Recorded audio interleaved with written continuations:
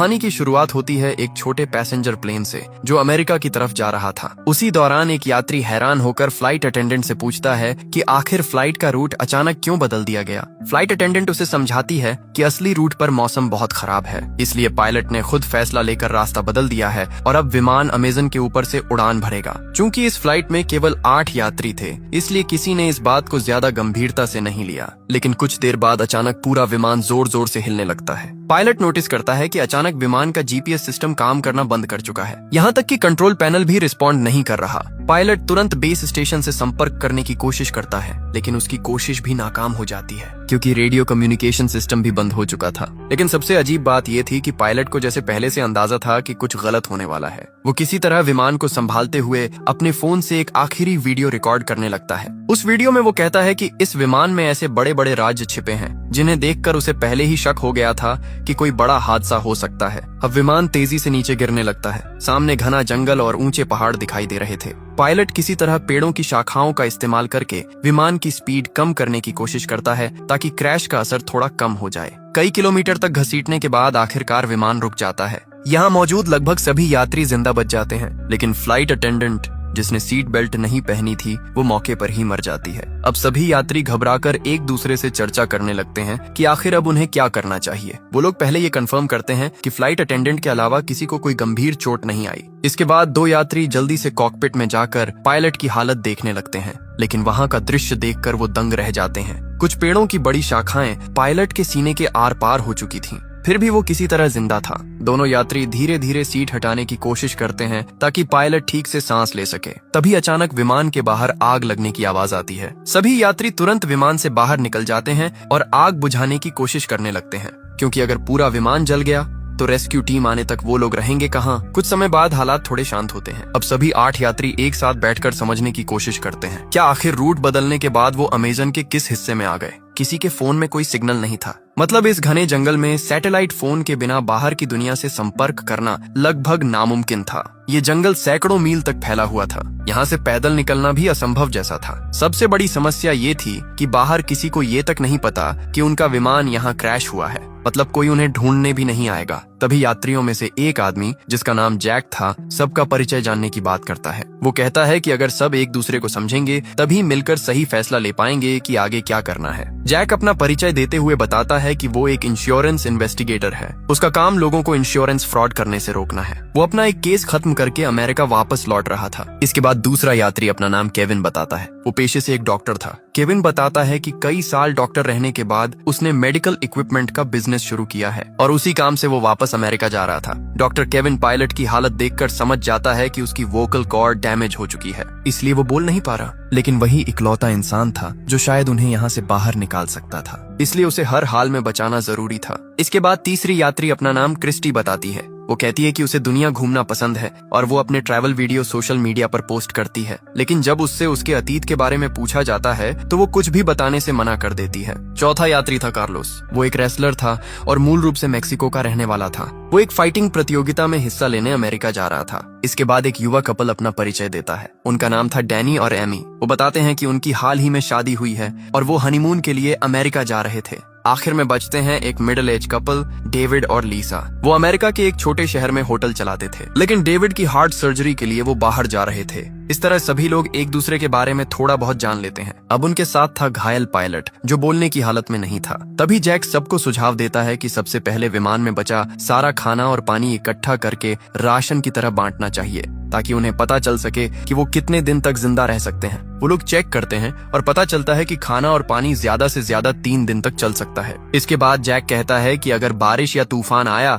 तो उन्हें विमान के अंदर शरण लेनी पड़ सकती है, इसलिए फ्लाइट अटेंडेंट की बॉडी को बाहर कहीं दूर रखना होगा ताकि विमान के अंदर जगह बनी रहे। सभी लोग मिलकर ये छोटे छोटे काम खत्म करते हैं। अब उनके सामने सबसे बड़ा सवाल था यहाँ से बाहर कैसे निकला जाए। अब जैक और बाकी सभी घायल पायलट के पास जाकर उससे पूछते हैं कि क्या विमान में कोई सैटेलाइट फोन मौजूद है जिससे वो बाहर मदद के लिए संपर्क कर सकें। साथ ही वो ये भी जानना चाहते थे कि आखिर विमान अपने असली रूट से हटकर इस जंगल में कैसे आ गया और बिना किसी खराब मौसम के अचानक क्रैश कैसे हो गया। पायलट कुछ बोलने की कोशिश करता है। ऐसा लग रहा था जैसे वो कोई बड़ा राज जानता हो, लेकिन बोल ना पाने की वजह से वो कुछ भी बता नहीं पाता। तभी जैक कहता है कि चूंकि केविन एक डॉक्टर है इसलिए उसे पायलट का इलाज करना चाहिए, लेकिन केविन तुरंत मना कर देता है। वो कहता है कि पायलट को बचाने के लिए सर्जरी करनी पड़ेगी और इस जंगल में उसके पास ना तो सही मेडिकल उपकरण है और ना ही दवाइयाँ। अगर वो अभी सर्जरी करेगा तो शायद पायलट और जल्दी मर जाएगा। इसलिए सभी फैसला करते हैं कि फिलहाल पायलट के ठीक होने का इंतजार करना ही बेहतर होगा। उधर लीसा विमान से खाना निकालकर सभी में थोड़ा थोड़ा बांट देती है। खाना खाने के बाद सभी लोग उम्मीद करने लगते हैं कि शायद वो यहाँ से बाहर निकल पाएंगे। तभी क्रिस्टी पास के एक ऊंचे पहाड़ की तरफ देखते हुए कहती है कि शायद अगर वो लोग ऊपर चढ़ जाएं तो किसी फोन में सिग्नल आ सकता है, इसलिए उन्हें वहां जाकर कोशिश करनी चाहिए। लेकिन तब तक शाम हो चुकी थी, इसलिए सभी तय करते हैं कि अगली सुबह वो पहाड़ की तरफ जाएंगे। तभी पायलट की हालत अचानक और खराब होने लगती है, यहाँ तक कि केविन जो अब तक कुछ नहीं कर रहा था वो भी समझ जाता है कि अगर कुछ नहीं किया गया तो पायलट वैसे ही मर जाएगा। इसलिए वो रिस्क लेने का फैसला करता है। केविन कहता है कि वो इसी हालत में किसी तरह पायलट की सर्जरी करने की कोशिश करेगा। अब वो बचेगा या नहीं ये उसकी किस्मत पर निर्भर करेगा। केविन की बात मानकर बाकी लोग विमान से जरूरत का सामान ढूंढ कर लाते हैं। वो लोग एक सब्जी काटने वाला चाकू, शराब और बाकी छोटी मोटी चीजें इकट्ठा करते हैं जो सर्जरी में काम आ सकती थी। अब डॉक्टर केविन बिना एनेस्थीसिया के सर्जरी शुरू करता है। दर्द की वजह से पायलट बुरी तरह तड़पने लगता है, लेकिन सौभाग्य से सर्जरी उम्मीद से बेहतर होती है। सर्जरी खत्म होने के बाद केविन बताता है कि अगर पायलट रात भर आराम करे तो शायद सुबह तक उसकी हालत बेहतर हो जाएगी। लेकिन किसी को अंदाजा नहीं था कि रात में उनके साथ क्या होने वाला है। रात के समय जब सभी लोग बाहर सो रहे थे तभी एक नकाबपोश इंसान चुपके से घायल पायलट के पास आता है। वो उसके मुंह को दबाकर उसकी सांस रोक देता है और कुछ ही सेकंड में पायलट की मौत हो जाती है। अगली सुबह जब सभी उठते हैं तो पायलट की लाश देखकर हैरान रह जाते हैं, क्योंकि पिछली रात सर्जरी के बाद उसकी हालत काफी बेहतर हो चुकी थी और वो तो उन्हें कोई जरूरी बात बताने वाला था। डॉक्टर केविन उसकी जांच करके कहता है कि उसके शरीर में कोई इन्फेक्शन नहीं हुआ था, मतलब उसकी मौत सामान्य तरीके से नहीं हुई। अब सभी लोग चर्चा करने लगते हैं कि रात में किसी को पायलट की निगरानी करनी चाहिए थी, लेकिन अब बहुत देर हो चुकी थी। आखिरकार वो लोग सोचते हैं कि शायद उसकी मौत चोटों की वजह से हुई होगी, इसलिए वो पायलट की बॉडी को भी फ्लाइट अटेंडेंट की बॉडी के पास एक पेड़ के नीचे रख आते हैं, ताकि अगर कभी कोई रेस्क्यू टीम यहाँ पहुँचे तो दोनों की बॉडी उनके परिवार तक पहुँचाई जा सके। लेकिन किसी का ध्यान नहीं जाता कि पायलट की जेब से उसका फोन नीचे गिर चुका था और डैनी चुपचाप वो फोन उठा लेता है। जब एमी उससे इसके बारे में पूछती है तो डैनी उसे किसी को कुछ न बताने के लिए कहता है, क्योंकि अब उसे किसी पर भरोसा नहीं रहा था।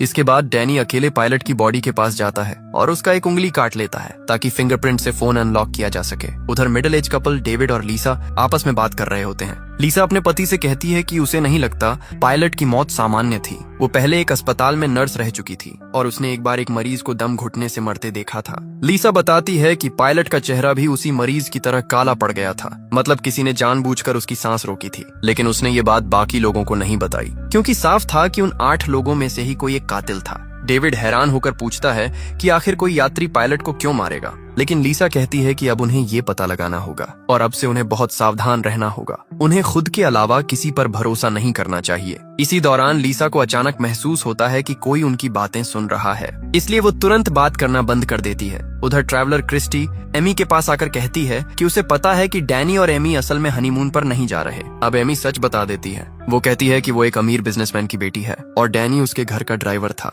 लेकिन दोनों एक दूसरे से प्यार करने लगे और जब उन्हें लगा कि उनका परिवार इस रिश्ते को कभी स्वीकार नहीं करेगा तब दोनों घर छोड़कर अमेरिका भाग रहे थे। क्रिस्टी समझ जाती है कि उन्होंने बाकी लोगों से झूठ बोला था ताकि कोई उन्हें शक की नजर से न देखे। उधर कार्लोस सबको एक अच्छी खबर देता है। उसे विमान के मलबे में एक जीपीएस डिवाइस मिली थी। वो कहता है कि अगर वो इस डिवाइस को पास के पहाड़ की चोटी तक ले जाकर एक्टिवेट कर दे तो शायद मदद मिल सकती है। उसका सिग्नल बहुत दूर तक जाएगा। साथ ही कार्लोस कहता है कि डिवाइस जितनी खराब हुई है वो उसे अगले दिन तक ठीक कर देगा। ये सुनकर सभी थोड़ी राहत की सांस लेते हैं, क्योंकि आखिरकार उन्हें बाहर निकलने की एक उम्मीद दिखाई देने लगी थी। कार्लोस बताता है कि उसके पिता पहले इलेक्ट्रीशियन थे और उसने उन्हीं से ये सब काम सीखा था, लेकिन वो खुद एक फाइटर बनना चाहता था, इसलिए उसने अपने पिता का काम छोड़ दिया। तभी जैक कहता है कि ठीक है, आज कार्लोस जीपीएस डिवाइस ठीक करेगा और कल सुबह सभी पहाड़ पर चढ़कर उसे एक्टिवेट करेंगे। लेकिन तभी लीसा एक बुरी खबर देती है। वो बताती है कि उनका खाना चोरी हो गया है। हालांकि उन्हें यहाँ फंसे सिर्फ 1 दिन हुआ था। जो खाना 3 दिन तक चलना था वो लगभग खत्म हो चुका था। अब जैक और क्रिस्टी तुरंत विमान के अंदर जाकर जांच करने लगते हैं कि आखिर खाना किसने चुराया। उन्हें समझ आ जाता है कि किसी ने जानबूझकर राशन खत्म किया है। इसी दौरान जैक नोटिस करता है कि क्रिस्टी बहुत प्रोफेशनल तरीके से जांच कर रही है। तब वो कहता है कि वो कोई साधारण ट्रैवलर नहीं हो सकती, क्योंकि आम इंसान इस तरह जांच नहीं करता। तब आखिरकार क्रिस्टी सच बताती है। वो असल में एक रिपोर्टर थी जो अलग अलग देशों में जाकर गैंग्स और अपराधियों का पर्दाफाश करती थी। इसीलिए उसने अपने बारे में झूठ बोला था ताकि अगर यात्रियों में कोई अपराधी हो तो वो उस पर हमला ना करे। मतलब वहाँ मौजूद हर इंसान अपने अतीत के बारे में कुछ न कुछ छिपा रहा था। अब क्योंकि उनके पास खाने और पानी की कमी हो चुकी थी, इसलिए कार्लोस को जीपीएस डिवाइस ठीक करने के लिए छोड़कर बाकी सभी लोग जंगल में खाने और पानी की तलाश में निकल पड़ते हैं। चलते चलते उन्हें रास्ते में नीले रंग के कुछ मशरूम दिखाई देते हैं। क्रिस्टी अपने रिपोर्टिंग अनुभव से तुरंत समझ जाती है कि ये जहरीले मशरूम हैं और इन्हें खाने से कुछ घंटों में इंसान की मौत हो सकती है। वो सभी को चेतावनी देती है कि कोई भी गलती से इन्हें हाथ न लगाए। साथ ही वो ये भी बताती है कि ऐसे मशरूम आमतौर पर गीली जगहों पर उगते हैं, मतलब आसपास कहीं पानी का बड़ा स्रोत जरूर होगा। थोड़ा आगे बढ़ने पर उन्हें सच में एक तालाब मिल जाता है, लेकिन वहाँ का पानी साफ नहीं था, इसलिए उसे पीने लायक बनाने का तरीका ढूंढना जरूरी था। तभी अचानक पीछे से गोली चलने की आवाज आती है। सभी लोग डरकर पीछे दौड़ते हैं। वहाँ पहुंचकर वो देखते हैं कि डेविड ने अपनी बंदूक से एक बंदर का शिकार किया है ताकि वो लोग उसे खाकर अपना पेट भर सकें। असल में डेविड और लीसा के पास एक बंदूक थी जिसके बारे में उन्होंने किसी को नहीं बताया था। लीसा कहती है कि वो लोग किसी को डराना नहीं चाहते थे, इसलिए उन्होंने ये बात छुपाई। अब डेविड के शिकार किए हुए बंदर को पकाकर सभी लोग रात का खाना खाते हैं। उधर क्रिस्टी और जैक मिलकर तालाब के पानी को साफ करने का तरीका भी निकाल लेते हैं। इस तरह कम से कम आज के लिए खाने और पानी की समस्या खत्म हो जाती है। लेकिन एमी बंदर का मांस नहीं खा पाती, इसलिए उसका हिस्सा खराब ना हो इसके लिए डेविड खुद उसका खाना भी खा लेता है। खाना खत्म होने के बाद जैक सभी से पूछता है कि क्या किसी और के पास भी डेविड और लीसा की तरह कोई खतरनाक चीज छुपी हुई है, क्योंकि अब हर किसी को सब कुछ जानने का हक था। तब कार्लोस अपना बैग खोल कर दिखाता है। उसके पास सिर्फ उसका फाइटिंग मास्क था जो उसकी फाइटर पहचान को रिप्रेजेंट करता था। साथ ही वो कहता है कि कल वो लोग जीपीएस डिवाइस के जरिए मदद के लिए सिग्नल भेज देंगे, इसलिए फिलहाल उन्हें एक दूसरे से डरने की जरूरत नहीं है। लेकिन उसी रात जब सभी लोग सो रहे थे, अचानक डेविड की तबीयत खराब होने लगती है और दूर अंधेरे में कोई इंसान छिपकर ये सब देख रहा था। अब वही रहस्यमयी इंसान अपना सैटेलाइट फोन निकालता है और किसी लड़की को कॉल करता है। वो कहता है कि उनका प्लान अब तक पूरी तरह सफल रहा है और वो इसे और तेजी से आगे बढ़ाएगा। मतलब उन यात्रियों में से किसी एक के पास सैटेलाइट फोन मौजूद था, लेकिन उसने जानबूझकर उसे सबसे छुपा रखा था और शायद वही शुरू से ये सब कर रहा था। लेकिन क्यों, ये अभी भी एक बड़ा रहस्य था। अगली सुबह सभी लोग लीसा के रोने की आवाज सुनकर जागते हैं, क्योंकि रात में डेविड की मौत हो चुकी थी। डॉक्टर केविन उसकी जांच करके बताता है कि उसके मुंह से झाग निकल रहा है, मतलब उसे फूड पॉइजनिंग हुई थी और शायद उसे वही जहरीले मशरूम खिलाए गए थे जो उन्होंने पिछले दिन जंगल में देखे थे। ये सुनते ही लीसा गुस्से में आ जाती है। वो सभी पर चिल्लाने लगती है कि उनमें से कोई एक इंसान सबको एक एक करके मार रहा है, लेकिन अब तक किसी को ये समझ नहीं आ रहा था कि आखिर कोई ऐसा क्यों करेगा। इन 8 लोगों में से तो कोई भी एक दूसरे को पहले से जानता तक नहीं था। तब लीसा सभी को बताती है कि पायलट की मौत भी सामान्य नहीं थी। उसे उसी समय समझ आ गया था कि किसी ने जानबूझकर उसका दम घोंटा था, लेकिन उसने उस वक्त कुछ नहीं कहा ताकि सभी लोग आपस में लड़ने न लगे। अब लीसा को याद आता है कि उसने ये सारी बातें डेविड को बताई थीं और उसी दौरान उसे महसूस हुआ था कि कोई उनकी बातें सुन रहा था। मतलब जिसने उनकी बातें सुनी उसी ने बाद में डेविड को निशाना बनाया, क्योंकि डेविड सच के करीब पहुंच चुका था। अब सभी को समझ आने लगता है कि जब उन्होंने जंगल में जहरीले मशरूम देखे थे, तब किसी ने चुपके से कुछ मशरूम उठा लिए थे और रात में उन्हें डेविड के खाने में मिला दिया। सबसे डरावनी बात ये थी कि डेविड ने एमी का खाना भी खाया था, मतलब शायद असली निशाना एमी थी। अब वहाँ मौजूद हर इंसान डर जाता है, क्योंकि अगर उनमें से कोई एक कातिल है तो हर किसी की जान खतरे में थी। ऊपर से विमान का अचानक क्रैश होना, फिर एक एक करके लोगों का मरना, ये सब साफ इशारा कर रहा था कि ये कोई हादसा नहीं बल्कि पहले से बनाई गई योजना थी। अब सभी लोग अलग अलग रहने लगते हैं, क्योंकि कोई भी किसी पर भरोसा नहीं कर पा रहा था। उधर डैनी एमी को पायलट का फोन दिखाता है जिसे उसने पहले छुपा लिया था। उस फोन में पायलट की आखिरी वीडियो रिकॉर्डिंग मौजूद थी। वीडियो में पायलट खुद कह रहा था कि विमान में कोई बहुत बड़ा राज छुपा हुआ है और विमान को जानबूझकर क्रैश करवाया गया है। डैनी और एमी वो वीडियो बाकी सभी को भी दिखा देते हैं। अब सभी पूरी तरह यकीन कर लेते हैं कि यहाँ सच में कोई बड़ा खेल चल रहा है और पिछले दोनों लोगों की मौत महज हादसा नहीं थी। इसी दौरान कार्लोस बताता है कि उसने आखिरकार जीपीएस डिवाइस ठीक कर ली है। अब उन्हें सिर्फ पहाड़ की चोटी तक पहुंचकर उसे एक्टिवेट करना था, लेकिन अब कोई किसी पर भरोसा नहीं कर रहा था, क्योंकि अगर असली कातिल उनके बीच मौजूद था तो वो कभी नहीं चाहेगा कि मदद पहुंचे। अगर जीपीएस चालू हो गया तो सभी लोग यहाँ से बच निकलेंगे। अब सभी चर्चा करने लगते हैं कि पहाड़ पर कौन जाएगा और कौन नीचे कैंप की सुरक्षा करेगा। आखिरकार जैक कहता है कि वो नीचे रहकर कैंप संभालेगा, जबकि कार्लोस, डॉक्टर केविन और क्रिस्टी पहाड़ पर जाकर जीपीएस डिवाइस इंस्टॉल करेंगे। तीनों लोग अब डिवाइस लेकर पहाड़ की तरफ बढ़ने लगते हैं। उनका प्लान साफ था, अगर उनमें से कोई एक कातिल निकला तो बाकी 2 लोग मिलकर उसे संभाल लेंगे। उधर चढ़ाई के दौरान कार्लोस च्यूइंग गम चबाने लगता है, तभी क्रिस्टी उसके गम के रैपर को देखकर समझ जाती है कि ये उसी खाने का हिस्सा था जो पहले चोरी हुआ था, मतलब खाना कार्लोस ने चुराया था।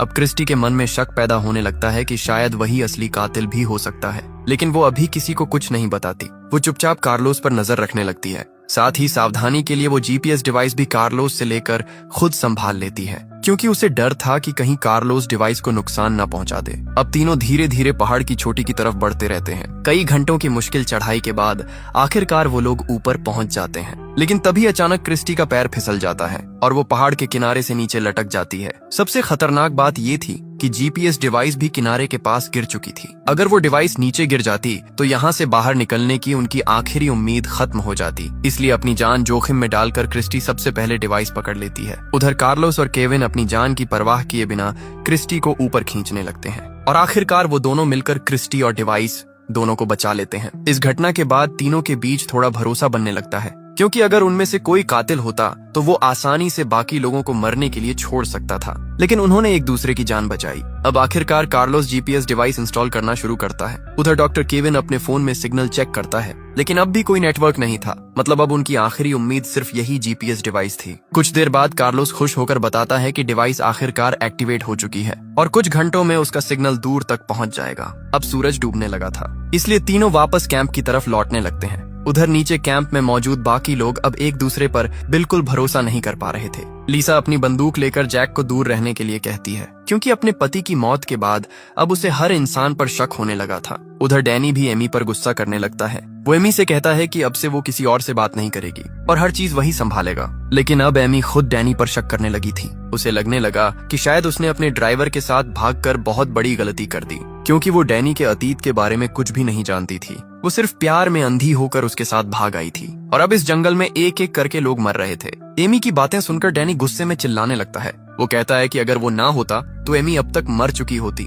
डैनी का ये रूप देखकर एमी डर जाती है, क्योंकि उसने पहले कभी उसे इतना गुस्से में नहीं देखा था। अब उसे अपने फैसले पर पछतावा होने लगता है। इसी बीच नीचे मौजूद चारों लोग एक दूसरे को शक की नजर से देखते रहते हैं। कुछ देर बाद पहाड़ से लौटकर कार्लोस, केविन और क्रिस्टी वापस कैंप पहुंचते हैं। वो बताते हैं कि जीपीएस डिवाइस सही तरीके से एक्टिवेट हो चुकी है और अगर किस्मत अच्छी रही तो अगले दिन तक कोई न कोई रेस्क्यू टीम वहां पहुंच जाएगी। अब बचे हुए सातों लोग अजीब खामोशी में रात का खाना खाते हैं। हर कोई बस यही सोच रहा था कि किसी तरह उन्हें सिर्फ अगली सुबह तक जिंदा रहना है। रात होते ही सभी सो जाते हैं, लेकिन कार्लोस अकेले अपनी फाइटिंग प्रैक्टिस शुरू कर देता है। वो अपनी प्रतियोगिता के लिए तैयारी पूरी करना चाहता था। कार्लोस अपने सपनों को लेकर इतना जुनूनी था कि इस भयानक हालत में भी उसका ध्यान सिर्फ प्रैक्टिस पर था। इसी वजह से उसने पहले खाना भी चुराया था ताकि उसकी डाइट खराब ना हो। लेकिन तभी अचानक कार्लोस देखता है कि सामने अंधेरे में कोई काले कपड़ों में खड़ा है और सबसे डरावनी बात यह थी कि उस इंसान ने कार्लोस का फाइटिंग मास्क पहन रखा था। कुछ समझ पाता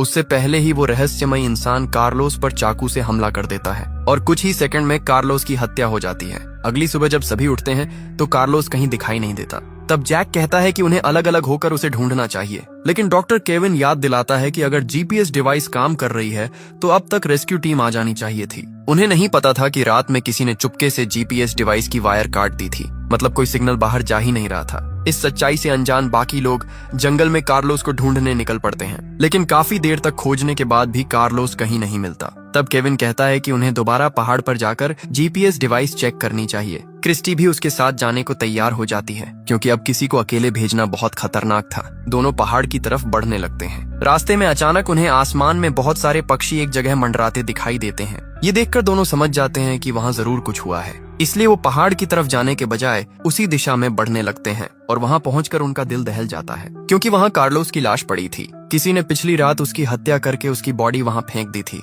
अब केविन और क्रिस्टी वापस कैंप लौटते हैं और बाकी लोगों को बताते हैं कि उन्होंने एक और साथी खो दिया है। अब सभी का शक सीधे डैनी और एमी पर जाने लगता है, क्योंकि पिछली रात कार्लोस उन्हीं दोनों के सबसे पास सोया था। हालांकि डैनी समझाने की कोशिश करता है कि वो ऐसा क्यों करेगा, लेकिन अब हर किसी के दिमाग में एक ही सवाल घूम रहा था, अगर उनमें से कोई एक कातिल है तो आखिर उसका मकसद क्या है? वो एक एक करके सबको क्यों मार रहा है? तभी लीसा बताती है कि पिछली रात उसकी बंदूक की सारी गोलियां चोरी हो गईं। उसके पास अब सिर्फ एक आखिरी गोली बची थी जो उसकी जेब में थी। ये सुनकर केविन कहता है कि जब उसने डैनी का इलाज किया था तब उसने उसकी पीठ पर एक टैटू देखा था, और ऐसा टैटू आमतौर पर गैंग के लोग बनवाते हैं। मतलब डैनी किसी गैंग से जुड़ा हो सकता है। ऊपर से एमी भी उसके अतीत के बारे में कुछ नहीं जानती थी, इसलिए शक और बढ़ जाता है। लेकिन डैनी कहता है कि वो टैटू उसने खुद नहीं बनवाया था, उसे झूठे केस में जेल भेजा गया था और वहाँ गैंग के लोगों ने जबरदस्ती उसके शरीर पर वो टैटू बना दिया। वो कहता है कि जेल से निकलने के बाद उसने अपनी जिंदगी बदलने की कोशिश की और तभी उसे एमी के घर ड्राइवर की नौकरी मिली। वहीं उसे एमी से प्यार हो गया।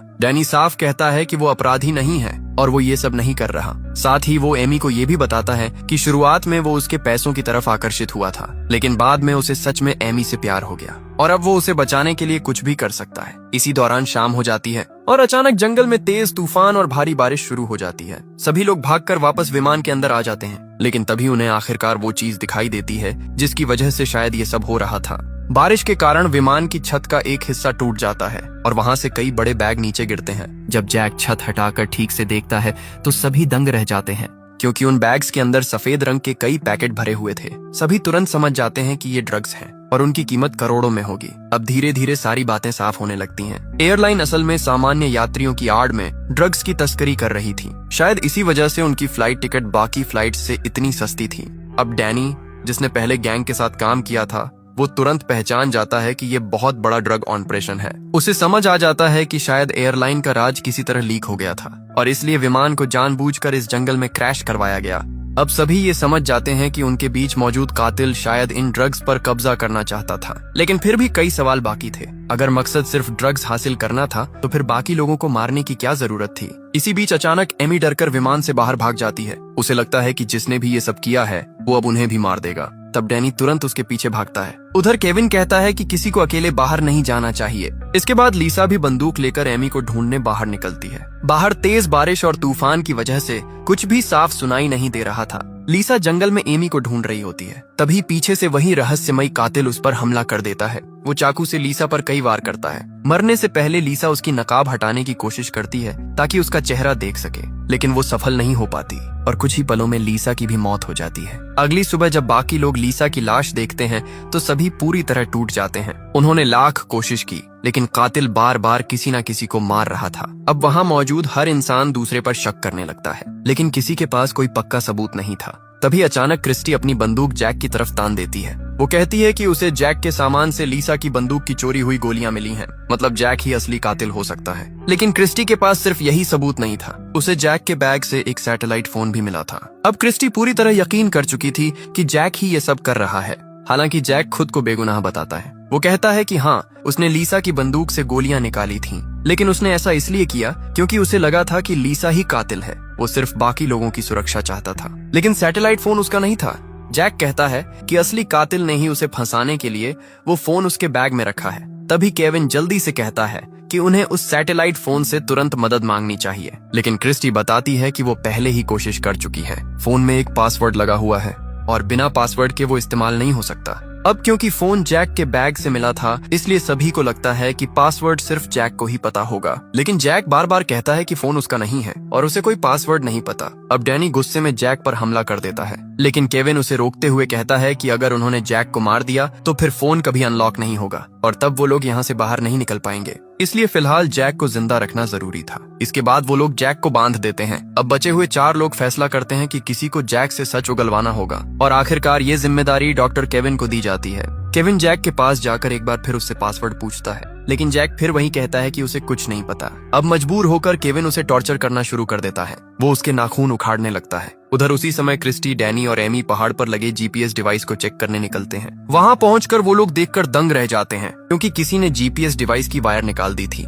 मतलब इतने समय से कोई सिग्नल बाहर जा ही नहीं रहा था। अब क्रिस्टी जल्दी से वायर वापस जोड़ती है और आखिरकार जीपीएस डिवाइस दोबारा चालू हो जाती है। अब उनकी लोकेशन अमेरिका तक पहुंच जाती है, जहां लोग कई दिनों से उस लापता विमान को खोजने की कोशिश कर रहे थे। लेकिन समस्या ये थी कि लोकेशन अमेजन जंगल के उस हिस्से में थी जो अमेरिका की सीमा के बाहर आता था। ऊपर से एयरलाइन भी अमेरिकी रजिस्टर्ड नहीं थी, इसलिए अमेरिकी सेना वहां सीधे नहीं जा सकती थी। इसी दौरान एक सरकारी इन्वेस्टिगेटर जिसका नाम क्लेयर था एयरलाइन के ऑफिस पहुंचती है। वो कंपनी के खिलाफ जांच शुरू करने का आदेश देती है क्योंकि उनका एक विमान कई दिनों से गायब था और कंपनी ने इस बारे में किसी को कोई जानकारी नहीं दी थी। लेकिन एयरलाइन की मैनेजर कोरा मुस्कुराते हुए कहती है कि वो आराम से जांच कर सकती है क्योंकि विमान अमेरिका के बाहर क्रैश हुआ है और वहां सिर्फ मैक्सिकन आर्मी ही जा सकती है। इसी दौरान एक बड़ा खुलासा होता है। वो इन्वेस्टिगेटर क्लेयर असल में जैक की पत्नी थी और जैक एयरलाइन के खिलाफ एक गुप्त मिशन पर गया था। वो इस पूरी ड्रग तस्करी की जांच कर रहा था, इसीलिए क्लेयर अब उसे ढूंढने की कोशिश कर रही थी। इस खुलासे के बाद एक बात साफ हो जाती है, जैक असली कातिल नहीं हो सकता।